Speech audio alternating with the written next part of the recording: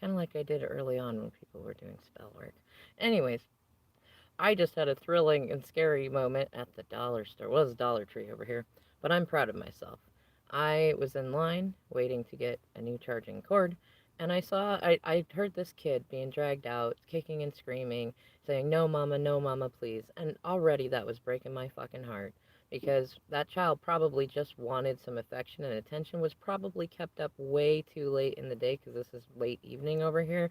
And of course, none of the adults are likely sitting around there doing it. No, you know what they did? You know what her mom and the cashiers and everybody did? They sat there talking about how children are so misbehaved and the little girl's just so naughty. And then I heard the cashier say, when I was walking up, well, I'm glad because a lot of people just let their children do whatever the hell they want and they're raising criminals. And that's when I knew that was the person that I wanted to say something to. I wanted to say something to everybody, but Spirit said, you get one person and one thing you can say, use it wisely. So I did. I paid for my two items and I got to the end and I took a deep breath and I looked at the cashier and I said, did you ever misbehave as a kid? And she kind of stopped and she said, yeah. And I said, how would you have felt about being called a criminal for that? She goes, well, I didn't say it to the kid. I said, that doesn't matter. She says, well, I didn't say it to the kid. I said, it does not matter. And I started to walk and I turned around and I said, it's about your integrity.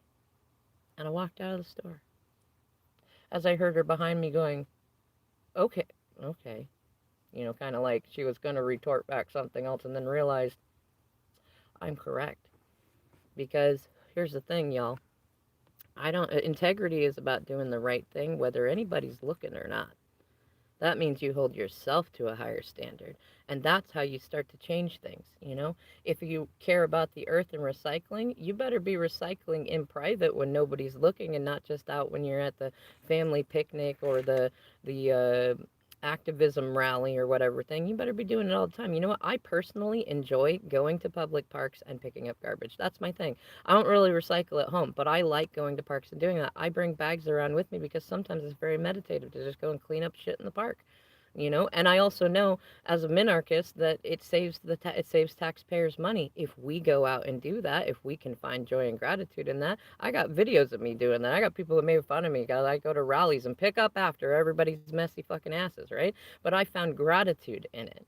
Like, this is something good that I'm doing. And so I'm putting up this video because I know there are a fair amount of you that probably are in similar situations, or maybe you found yourself going, well, they're the misbehaving one, or yeah, they never listen to me, or I'm always having to fight this kid, or well, they're a teenager. You know how teenagers are. Yeah, you know what? Wickedly Divine Feminine's here to tell you you're full of shit if you think that way about kids, and you're putting the blame on kids for stuff that you have been carrying from your parents and they from them.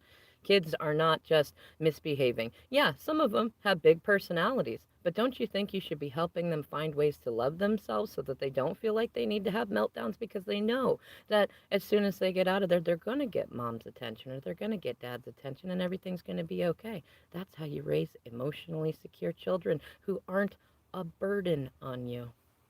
Thank you for listening, y'all. I'll be back in another video when my phone charges up.